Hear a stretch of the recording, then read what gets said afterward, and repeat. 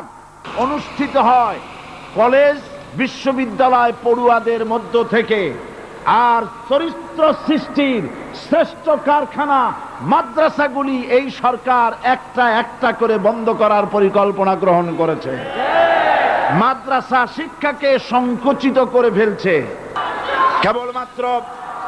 কেবলমাত্র ইসলামী রাষ্ট্র ব্যবস্থাই পারে হত্যা, ধর্ষণ, চুরি, ডাকাতি, জেনা, ব্যভিচার থেকে রক্ষা করে একটি সন্ত্রাসমুক্ত সমৃদ্ধ একটি বাংলাদেশ উপহার দিতে পারে কেবলমাত্র ইসলামী রাষ্ট্র ব্যবস্থা।